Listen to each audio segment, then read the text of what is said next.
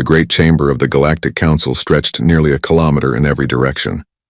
Its walls were made of crystalline material that shifted colors with each speaker's words, creating a visual symphony of light that had witnessed 10,000 years of decisions. Today, those walls flickered with shades of purple and red, the colors of amusement and contempt. Ambassador Elena Chen stood in the center of the chamber, her simple black suit a stark contrast to the elaborate forms surrounding her. To her left floated the Vorthai delegation, beings of living crystal whose bodies refracted light into countless rainbows. To her right squatted the Kelesh cluster, a mass of interconnected insectoid creatures that moved as one, speaking with 1,000 voices in perfect unison. Behind her loomed the Drelium representatives, four-armed giants whose gray skin bore the scars of countless battles across centuries of life. "Let us be clear," announced High Counselor Vexthal of the Vorthai, his crystalline form resonating with barely concealed mockery. "Earth requests full membership in this council. Earth, a species that has barely left its own star system. Earth, whose fastest vessels require years to reach even their nearest neighbors. Earth, whose weapons still rely on chemical reactions and metal projectiles." Laughter rippled through the chamber. The Kelesh swarm chittered in amusement, their 1,000 voices creating an unsettling harmony.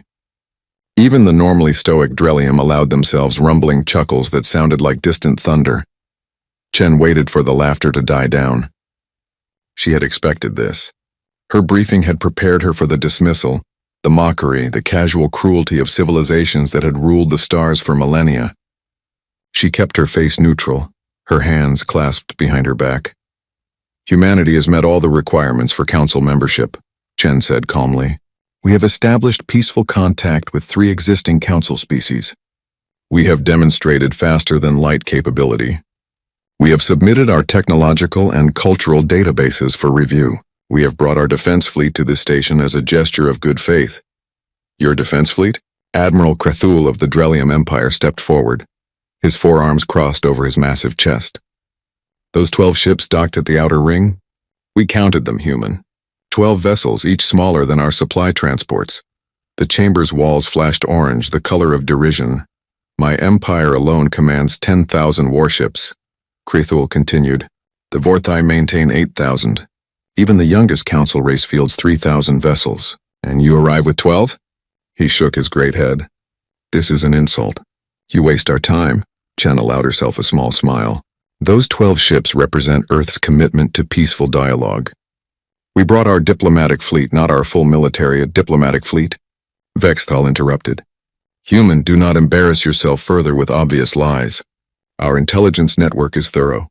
We have monitored your system for 50 of your years. We have watched your every satellite launch, every test flight, every construction yard. We know the full extent of your capabilities. Those 12 ships are not a diplomatic gesture. They are everything you have." The Kelesh swarm spoke next, their voices overlapping in eerie synchronization. "We have analyzed your vessels. Chemical rockets for maneuvering, kinetic projectiles for weapons, energy shields that could barely stop a micrometeorite. Your most advanced ship is equivalent to what the Council was building 3,000 years ago. You are primitives playing at spacefaring." Chen's smile didn't waver, though inside she felt a cold satisfaction. The intelligence gathering had worked exactly as planned. The satellites had been detected. The test flights had been observed. The construction yards, the obvious ones, had been cataloged and assessed. Everything was going according to plan. "Nevertheless," Chen said, "we formally request denied," Krethul announced. "The Council has no interest in babysitting a race that can barely defend its own world. However, the Drelium Empire is not without mercy. We offer Earth Protectorate status. You will place your system under our military authority. You will pay tribute of raw materials and trade goods. In exchange, we will ensure no harm comes to your primitive world." "And if we refuse?" Chen asked. The Admiral's laugh was like rocks grinding together.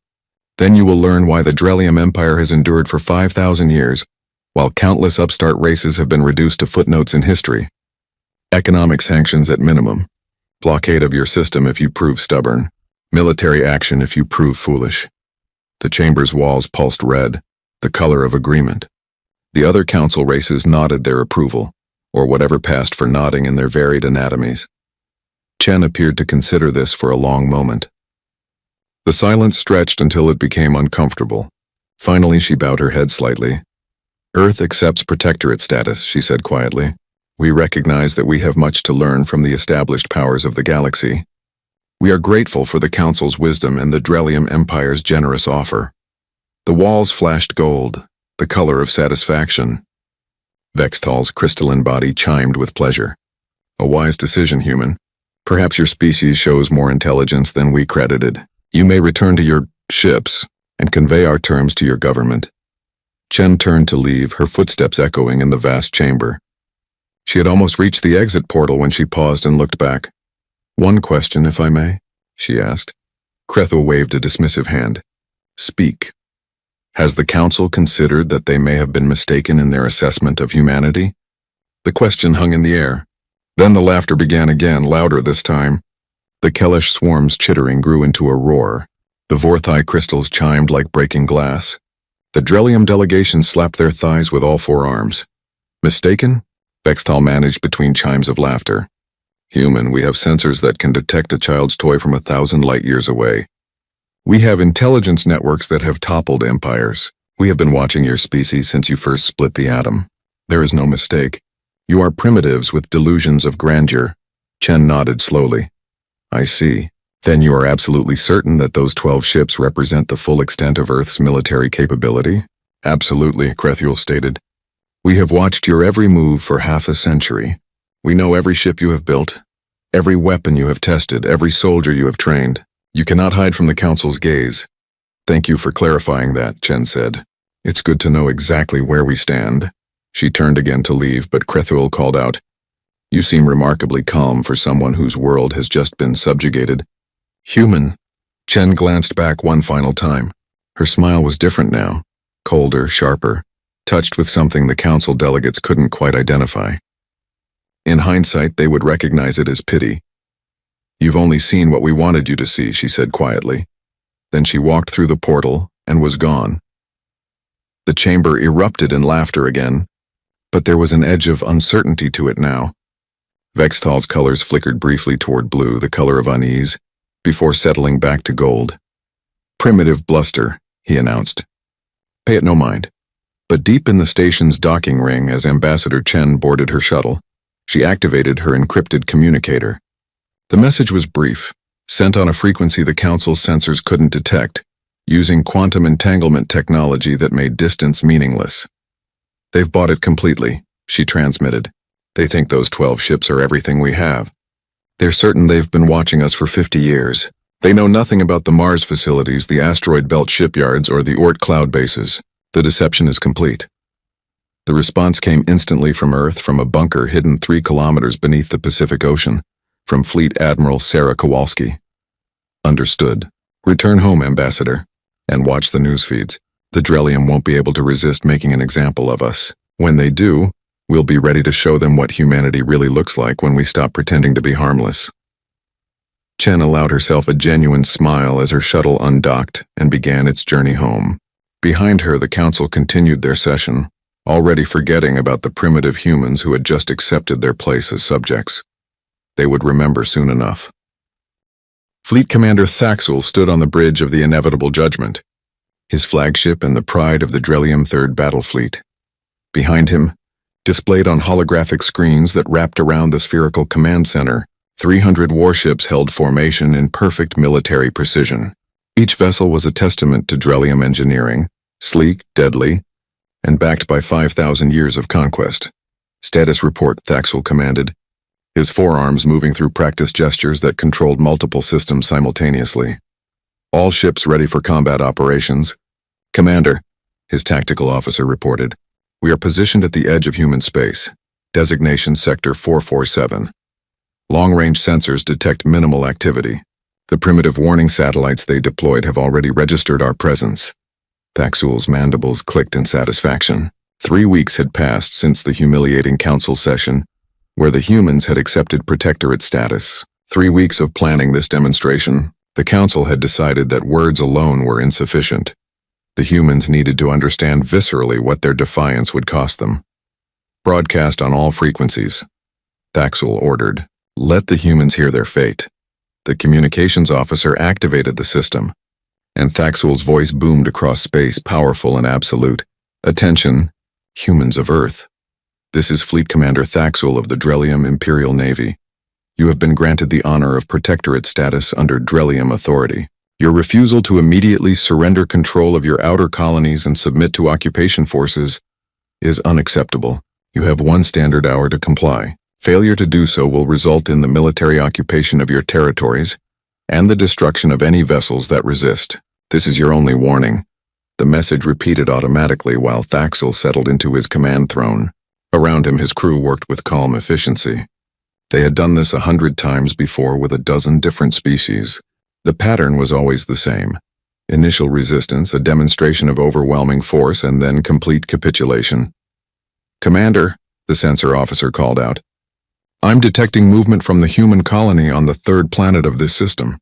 Civilian transports are launching." "Evacuating?" Thaxul mused. "At least they show some survival instinct.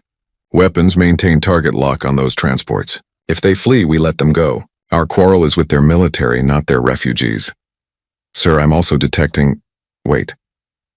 The sensor officer's voice carried a note of confusion. "Commander, I'm reading 12 contacts emerging from behind the system's gas giant." "They match the signatures of the vessels we observed at the council station." Thaxul sat forward. "The same 12 ships?" "Yes, Commander. Identical energy signatures. They're moving to intercept our formation." Silence fell over the bridge. Every crew member turned to look at their commander, waiting for orders, but more than that, waiting for an explanation that made sense. Thaxul's 4 hands gripped the armrests of his throne.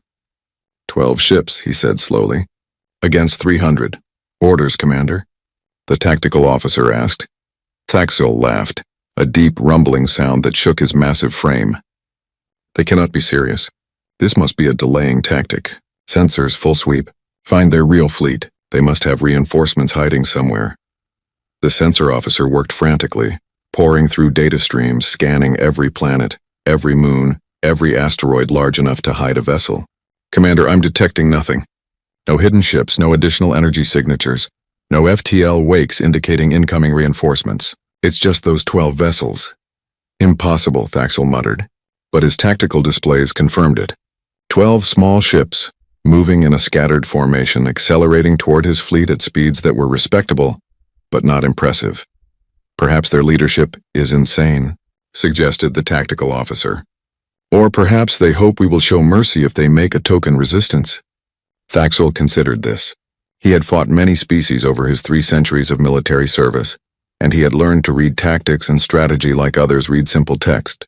This made no sense. Humanity had shown intelligence at the council.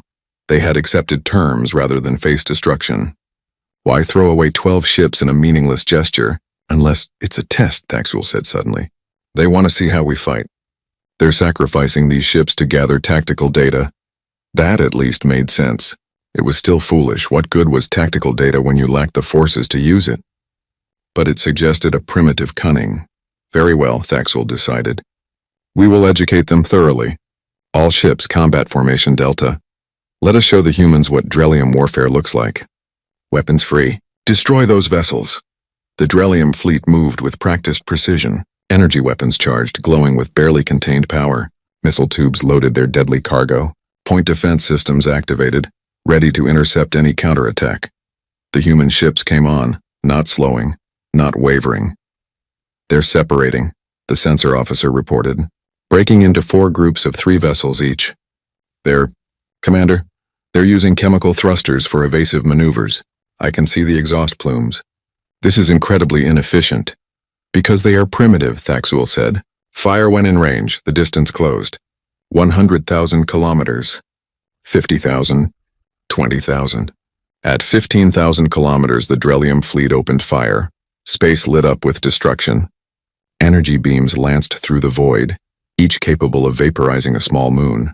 Missiles streaked forward, their fusion warheads primed to detonate with the force of small stars. And the human ships danced. They twisted and spun, their movements desperate and wild. Chemical thrusters fired in rapid bursts, creating an erratic pattern that was impossible to predict. It was wasteful, inefficient, and somehow effective. The first salvo missed more targets than it hit. What are they doing? the tactical officer demanded. No computer could calculate those movements. They're flying manually. That's insane. Thaxul watched with growing respect. One of the human ships took a glancing blow from an energy beam, its crude shields flaring and failing, but the vessel kept moving. Another launched what appeared to be every missile it carried in a single volley. Suicidal tactics that sacrificed all future firepower for one overwhelming barrage. Interesting, Thaxul murmured. They fight without fear. Adjust targeting algorithms. Compensate for irregular movement. The battle evolved into a strange dance. The Drelium fleet hammered at the human vessels with overwhelming firepower, and the humans replied with tactics that bordered on madness. They used their own ships as shields for each other. They rammed disabled vessels into Drelium attack patterns to disrupt targeting. They fired their weapons until the barrels melted, then used the dying ships as missiles themselves, ramming them into Drelium cruisers. One human ship, its entire port side torn away in venting atmosphere, somehow managed to get inside the Drelium formation. It self-destructed, taking 2 Drelium frigates with it in a blaze of nuclear fire. These humans are warriors, Thaxul admitted, watching the tactical display with something approaching admiration. Foolish, doomed warriors, but warriors nonetheless. Helm, pull back our damaged vessels. Let us end this cleanly. The battle lasted 6 hours. One by one, the human ships fell. They fought to the last shot, the last missile, the last breath of their crews. 11 ships became clouds of expanding debris, their crews dying in the cold vacuum of space. The 12th ship, battered almost beyond recognition, made a desperate FTL jump. Thaxul allowed it to go, a survivor to carry word of this defeat back to Earth. Damage report, Thaxul ordered as the weapons fell silent. 7 ships destroyed, 14 heavily damaged, 23 with moderate damage. Casualties estimated at 4,000 personnel. Commander, that's more losses than we took in the last 3 campaigns combined. Thaxul stared at the debris field where the human ships had died. They fought well, he said quietly. But courage without strength is meaningless. Communications broadcast our victory on all galactic channels. Let every species see what happens when primitives challenge the Drelium Empire. The message went out across the galaxy, carried by quantum relays that spanned thousands of light years. The footage showed the Drelium fleet mighty and terrible, crushing the human defenders. It showed the desperate, doomed courage of Earth's ships. It showed the final, broken hull of the last human vessel fleeing into FTL. In the council chambers, the delegates watched and nodded. The humans had been taught their lesson. Order was restored. On Earth, in a bunker beneath the Pacific Ocean, Fleet Admiral Sarah Kowalski watched the same footage. Around her, hundreds of officers and analysts studied every second of the battle, cataloging Drelium tactics, weapon ranges, shield frequencies, and ship movements. How many crews did we lose? Kowalski asked quietly. 216 personnel, Admiral, her aide reported. All volunteers. They knew the mission was one way. Kowalski nodded, her face carved from stone. They bought us everything we needed. Full tactical data on Drelium weapons, shields, and doctrine. They took the bait perfectly, used standard combat formations, didn't suspect a thing. She turned to her communications officer. How long until Thaxul advances into our territory? Long-range sensors show his fleet is moving in system, Admiral. They're heading for our mining colonies. Fleet Commander Thaxul expected to find civilians cowering in the mining colonies. He expected pleas for mercy, perhaps some token resistance from whatever security forces the humans maintained. What he found instead was nothing at all. Report, he commanded, staring at the tactical display showing the 3rd colony they had reached. Like the first 2, it was completely empty. No life signs, Commander, the sensor officer reported. The facilities are intact but abandoned. Power systems are still running, but every human has evacuated. We're detecting the same pattern at all 12 colonies in this sector. Thaxul's mandibles clicked in frustration. They ran. All of them just ran. He turned to his communications officer. Have we received any transmissions? Surrender offers? Pleas for negotiation? Nothing, Commander. Total silence from all human channels. Something cold settled in Thaxul's gut. An instinct honed over 3 centuries of warfare.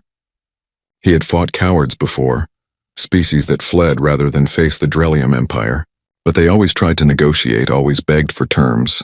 This silence was different. This felt deliberate. Commander, The sensor officer's voice carried an edge of panic. I'm reading.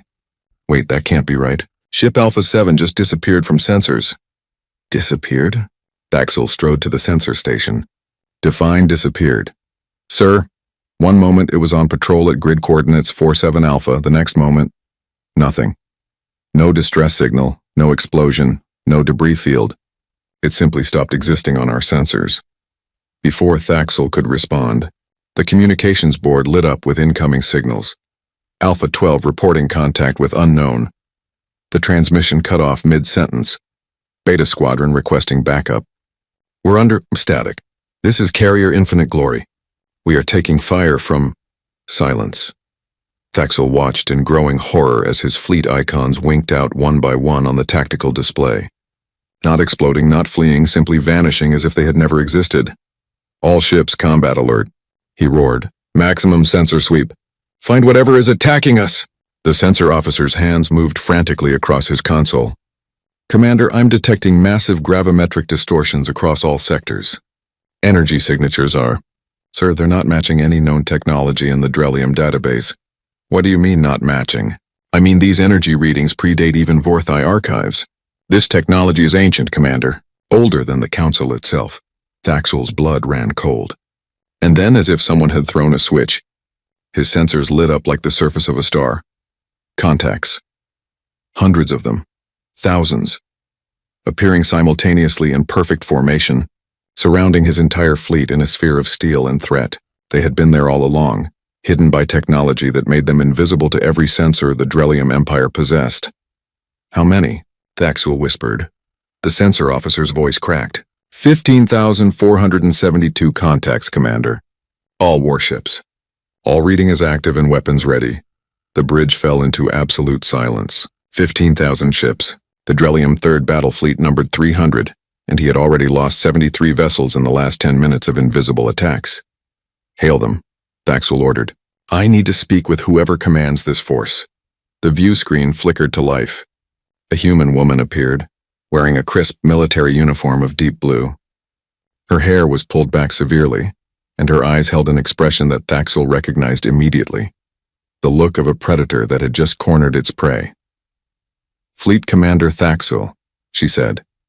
I am Admiral Sarah Kowalski of the Earth Defense Force. I believe we need to have a conversation. Thaxel straightened, trying to maintain his dignity despite the situation. Where did these ships come from? Our intelligence tracked every vessel Earth constructed for 50 years. Kowalski's smile was sharp and cold. You tracked what we allowed you to track. Tell me, Commander, have you heard of Mars? The fourth planet in your system? A barren rock? Not so barren as it turns out. 230 years ago, before the Council even knew we existed, a human expedition to Mars discovered something extraordinary. Ruins. Ancient ruins left by a civilization that existed millions of years before any current Council race evolved. Thaxel felt his four hands gripping his throne harder. That's impossible. The archaeological surveys looked where we wanted them to look, Kowalski interrupted. The ruins were deep, Commander. Kilometers below the surface in caverns that natural sensors couldn't penetrate. Inside we found data archives, manufacturing templates, technology that made your energy shields and plasma weapons look like children's toys. She gestured and the view screen split. Alongside her face appeared images, vast underground facilities, strange machines being assembled, ships unlike anything in the Council databases being constructed in secret. For 2 centuries we prepared, Kowalski continued. We built facilities in hollowed-out asteroids. We constructed shipyards on the dark side of our moon where your sensors couldn't detect them. We established bases in the Oort cloud, so far from your observation points that you never even looked, and we built a fleet using technology that predates your entire civilization. But why? Thaxel demanded. Why hide? If you possessed this power, you could have demanded Council membership. We could have shown our hand too early, Kowalski said. Commander, humanity learned something important in our history. Never reveal your true strength until you know your enemy's intentions. We needed to discover what kind of galaxy we were dealing with. Would the Council accept us as equals? Or would they see us as threats to be eliminated or primitives to be exploited? Thaxel understood then. The 12 ships at the Council meeting were bait, Kowalski confirmed. built specifically to match what we thought galactic civilizations would expect from a newly spacefaring race. Old-fashioned propulsion, kinetic weapons, weak shields, all deliberately designed to seem primitive. We fed your intelligence networks exactly what we wanted them to see. False construction yards, fake test flights, ships being built in public view while the real fleet was being constructed in secret. But the casualties, Thaxul said. Your people died fighting my fleet. For the first time, something like genuine emotion crossed Kowalski's face. 216 brave men and women volunteered for that mission. They knew they wouldn't survive. They knew their job was to make their sacrifice look desperate enough to convince you that Earth was defeated. Their sacrifice bought us the intelligence we needed on your tactics, weapons, and shields. And more importantly, it revealed your true nature. What nature? Predators, Kowalski said softly. The Council had a choice, Commander. They could have welcomed Earth as partners. They could have offered genuine cooperation.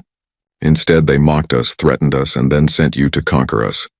You've shown us exactly what the Galactic Council really is. Not a cooperative alliance, but a hierarchy of bullies maintained by military force. Thaxul looked at his tactical display, at the overwhelming force surrounding his fleet, and made a decision that surprised him. What now? Do you destroy us? Make an example as we tried to make of you? That depends, Kowalski said. We didn't build this fleet to conquer the galaxy, Commander. We built it to ensure that no one could conquer us. But we needed to know who we were dealing with. Now we know. She leaned forward, and her next words carried across space with absolute clarity. You have a choice, Commander. You can surrender your fleet. Your ships will be interned, your crews treated well, and you will face trial for unprovoked aggression against a sovereign species. Or you can fight. And if you fight, I promise you that not one Drellium vessel will leave this system alive. The galaxy will watch as your entire battle fleet is destroyed by the primitives you came here to conquer. Thaxul looked at his bridge crew. Young officers who trusted him, veterans who had served under him for decades. He thought of the 4,000 Drellium who had already died, of the families who would mourn them. He thought of his own pride, the pride of his empire, and what surrender would mean. Then he thought of those 15,000 ships on his sensors and the cold mathematical certainty that his fleet could not win. Admiral Kowalski, he said slowly, I must consult with my staff. May I have 1 standard hour? You may, Kowalski said. But Commander, every minute you delay, the rest of the galaxy is watching. Our broadcast is going out on all channels. The Council is seeing this right now. They're seeing their mighty Drellium fleet surrounded and outmatched. Every moment you wait, you're showing every species in the galaxy that Earth is not the primitive backwater they thought. The screen went dark. Thaxul sat in his command throne, surrounded by his shocked and frightened crew, and faced the hardest decision of his 3-century career. Behind him, across the galaxy, the Galactic Council watched in stunned disbelief as everything they thought they knew about humanity turned out to be a carefully orchestrated lie. And in the Oort cloud, in asteroid bases, in deep space facilities, more human ships continued to power up, because the 15,000 vessels surrounding Thaxul's fleet were not humanity's secret. They were simply the first wave. The true extent of what Earth had been hiding was still to be revealed. Fleet Commander Thaxul stood alone in his private quarters, the weight of 3 centuries of military service pressing down on him like a physical force. Through the viewport, he could see the human ships, thousands of them, their black hulls seeming to absorb the starlight rather than reflect it. They were beautiful in a terrible way, like the edge of a perfectly crafted blade. His communication console chimed. Commander, the staff has assembled. We await your decision. Thaxul turned away from the viewport and walked back to the bridge. His senior officers stood in a circle, their faces showing a mixture of fear, anger, and confusion. 300 years of Drellium military dominance had not prepared them for this moment. Speak freely, Thaxul commanded. What are your thoughts? His tactical officer was the first to respond. Sir, surrender is unthinkable. The Drellium Empire has never surrendered a fleet in 5,000 years of warfare. If we give up without fighting, we will be remembered as cowards. And if we fight? Thaxul asked quietly. The sensor officer pulled up tactical projections on the main display. Sir, I've run every simulation our computers can generate. Even if we assume human weapons are only marginally superior to ours, and the data suggests they're far more than marginal, we cannot win. They outnumber us 50-1. They have us completely surrounded. Their ships are using stealth technology we cannot counter. If we engage, our fleet will be destroyed in minutes, perhaps seconds.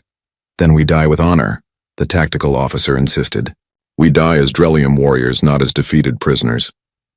You speak of honor, said the ship's medical officer, an older female who rarely contributed to tactical discussions. But what of the 4,000 crew members who will die? What of their families? What of the message we send to every other Drelium fleet in the galaxy? That pride is more important than survival.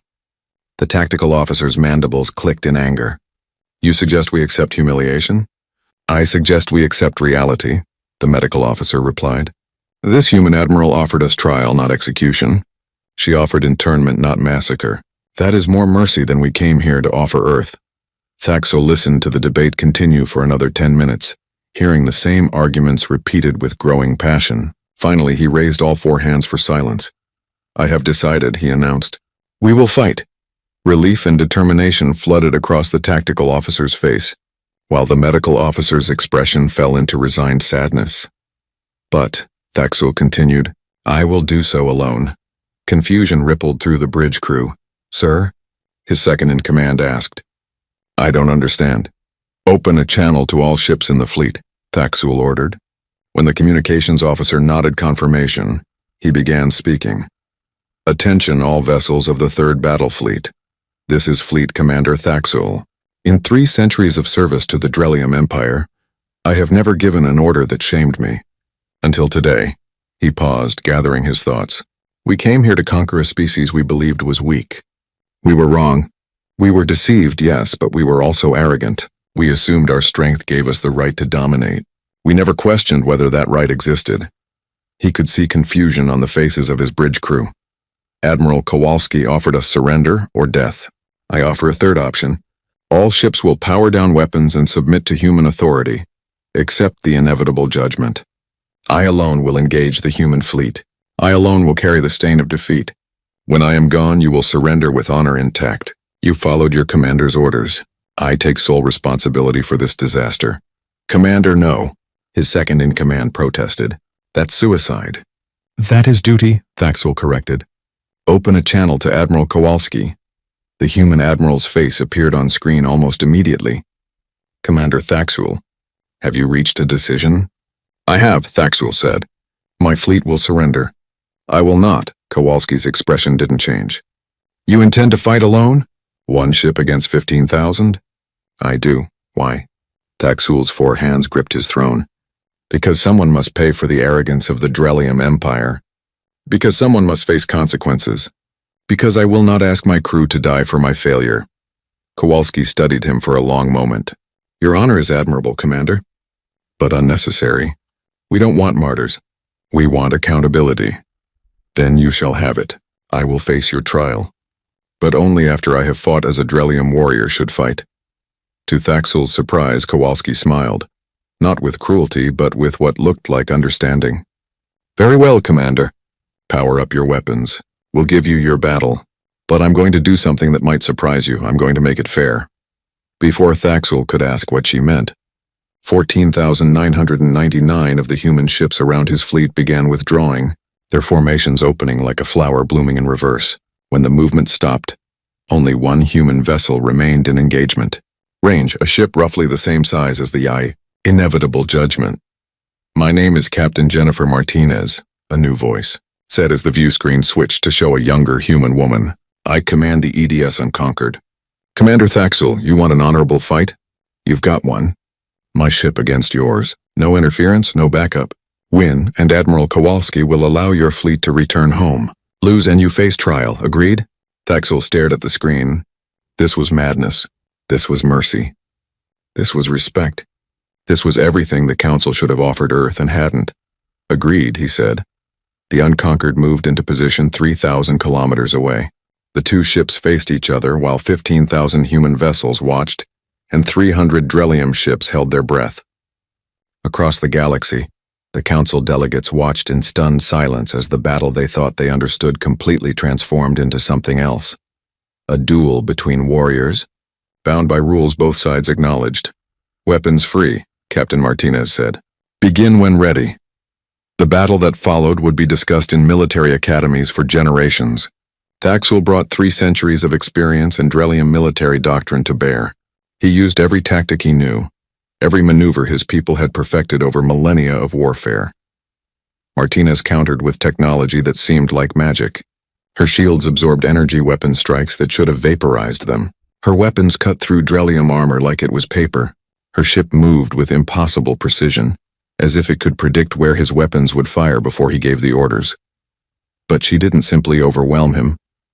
She matched his tactics, countered his strategies, and fought in a way that showed she understood the difference between defeating an enemy and humiliating them. The battle lasted 30 minutes. In that time, Thaxul damaged the Unconquered's port shields, destroyed 2 of her weapons arrays, and forced Martinez to execute emergency maneuvers 3 times. He fought better than he had ever fought in his life. It wasn't enough. A final barrage from the Unconquered knocked out the Inevitable Judgment's main power systems. Emergency lights flickered on. The bridge crew worked frantically at dying consoles. Thaxul sat in his command throne, breathing heavily, forearms hanging limp. "All weapons offline, Commander," his tactical officer reported quietly. "Shields failed. Power at 15%. We cannot continue." Martinez's face appeared on the emergency screen. "Commander Thaxul, you fought with honor. Will you surrender now?" Thaxul looked at his crew, then at the human captain who had defeated him while still showing respect. "I will. Captain Martinez, I formally surrender the Inevitable Judgment and request internment under the terms offered by Admiral Kowalski." "Surrender accepted, Commander. Prepare to be boarded, and, for what it's worth, you're the best opponent I've ever faced." Within hours, human boarding teams secured the Drelium fleet. They were professional and courteous, treating prisoners with dignity. Medical teams immediately began helping the Drelium injured. The human Marines who took Thaxul into custody saluted him as they escorted him to a holding area. Admiral Kowalski met him there personally. "Commander Thaxul, you and your officers will be held for trial on charges of unprovoked aggression. You'll have access to legal counsel, and the trial will be broadcast throughout the galaxy. And my crew will be treated according to the conventions of military law." They were following orders. The Drelium Empire sent them here. They didn't choose this mission. Thaxul nodded slowly. "You are more merciful than we would have been." "We're not doing this out of mercy," Kowalski said quietly. "We're doing this because we want the galaxy to see that there's an alternative to the Council's way. We want every species to understand that strength doesn't have to mean domination." She turned to leave, then paused. "Commander, I reviewed the footage of your battle with Captain Martinez.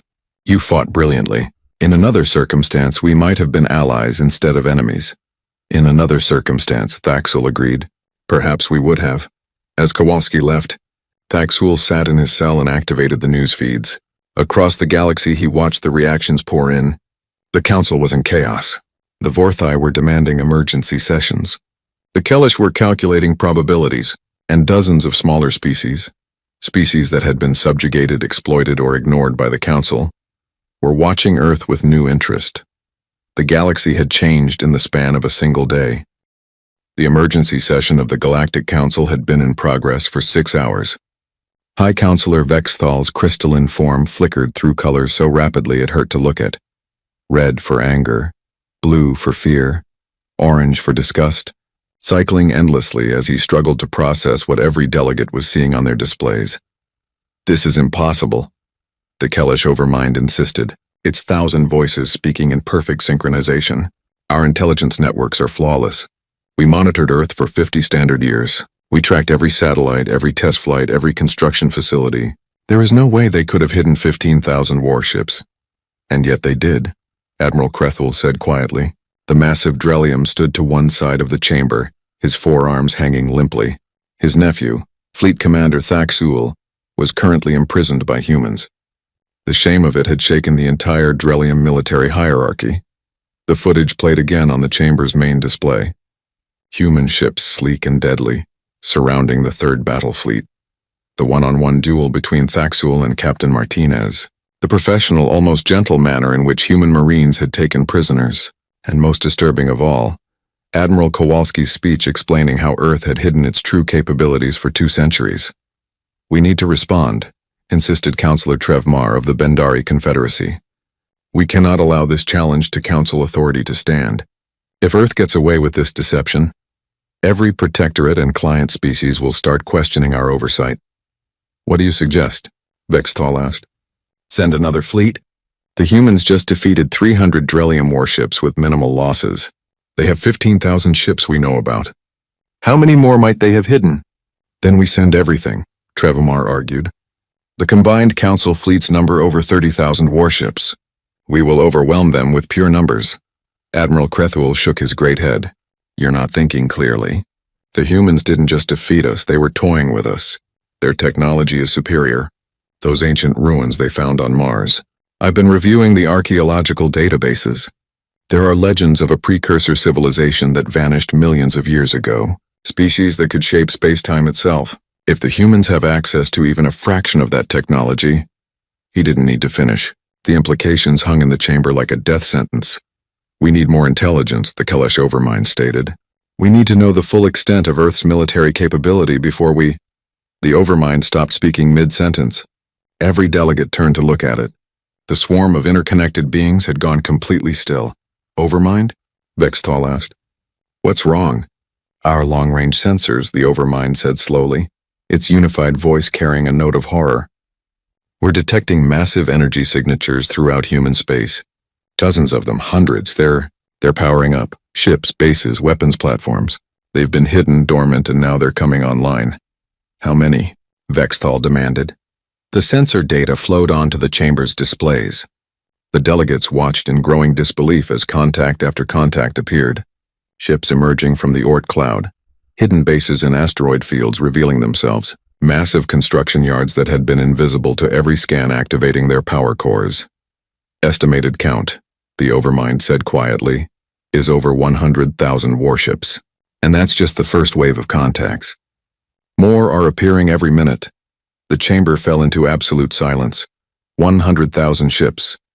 The entire Galactic Council's combined military might total 32,000 vessels. Accumulated across thousands of years by dozens of species, Earth had hidden more than 3 times that number, and had built them in secret over just 2 centuries. This changes everything, Vextal whispered. Before anyone could respond, every communication screen in the chamber activated simultaneously. Ambassador Elena Chen appeared, no longer wearing the simple black suit from her last visit. Now she wore a military uniform similar to Admiral Kowalski's, and her expression held none of the diplomatic neutrality from before. Greetings, esteemed members of the Galactic Council, Chen said.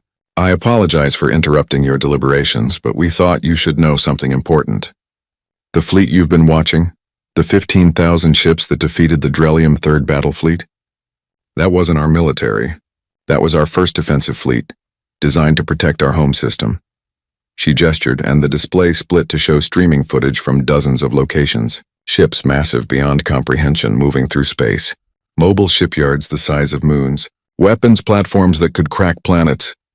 What you're seeing now is our actual military capability, Chen continued. 118,000 warships across 7 full fleets. 43 mobile shipyards capable of constructing new vessels anywhere in the galaxy. 16 planet-class defense stations. And several dozen experimental vessels that use technology even we don't fully understand yet. Vextal found his voice. You're attempting to intimidate us. This is a bluff, is it? Chen's smile was sharp. Your sensors are tracking every contact I'm describing right now. This isn't a hollow projection or a tactical simulation. These ships are real, Counselor. They exist. They're armed. And they're currently moving into formation around your council territory. She leaned forward. But we're not here to conquer you. We're here to deliver a message, and you're going to listen to it very carefully. Another figure appeared beside Chen on the screen. A being that looked vaguely reptilian, with scales that shifted through multiple colors. Then another, an insectoid creature nothing like the Kalesh.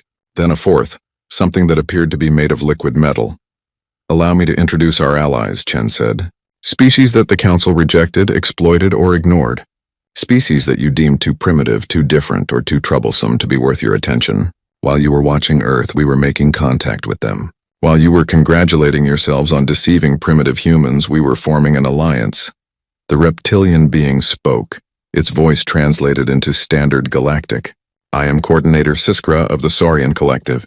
The Council denied us membership 300 years ago because our technology didn't meet your arbitrary standards. Earth gave us the precursor archives. Now our ships fight alongside theirs. The insectoid spoke next. I am Hive Mother Zeth. The Council classified my species as non-sentient because our communication methods confused your analysts. Earth recognized our intelligence and treated us as equals. We owe them a debt that can never be repaid. The liquid metal being flowed into a vaguely humanoid shape. I am Unity Prime. My people were enslaved by the Drellium Empire for 2 centuries. Earth helped us escape and gave us sanctuary. We stand with them against any threat. Chen looked directly into the camera. The galaxy has a choice to make, Council. You can continue operating as you have. A hierarchy maintained by military force, where ancient species dominate and emerging races are exploited. Or you can accept that things have changed. What are you proposing? Admiral Krethul asked quietly. A new council, Chen said. One based on equality, not age. One that protects emerging species instead of subjugating them. One that operates by consensus rather than threat. Earth and our allies are willing to share the precursor technology we've developed, defensive systems, medical advances, propulsion upgrades, with any species that joins this new coalition. She paused. But let me be absolutely clear. We will not be denied, dismissed, or dominated. If the current council structure refuses to change, we will create our own. And every species that has suffered under your rule will have the option to join us. How many of your protectorates do you think will choose to stay with you when they see an alternative? Fextal's crystalline form pulsed with chaotic colors. You're threatening to split the galaxy. We're offering to unite it, Chen corrected. But on terms that are fair to everyone, not just the oldest civilizations. The precursor species that left those ruins on Mars. They fell because they became complacent. They assumed their strength would last forever. They stopped innovating, stopped questioning, stopped growing. Don't make the same mistake. And if we refuse? Trevmar demanded. If we choose to fight? Chen's expression hardened. Then you'll discover that 118,000 warships is just what we've revealed so far. You'll learn that humanity spent 2 centuries preparing for this moment. You'll understand why every species that joins our alliance does so willingly, not under threat of force. And you'll realize too late that you had a chance to be partners and chose to be enemies instead. The screen went dark. The council chamber erupted into chaos. Delegates shouted at each other. The Kellish swarm fragmented into arguing subgroups. 3 different species began demanding immediate military action, while 4 others called for negotiation. Admiral Krethul stood quietly in the middle of the chaos, thinking about his nephew sitting in a human prison cell, thinking about how thoroughly Earth had deceived them all, thinking about the impossible number of ships his sensors were tracking. Counselors, he said quietly. No one heard him over the shouting. Counselors, he roared, his voice shaking the chamber walls. Silence fell.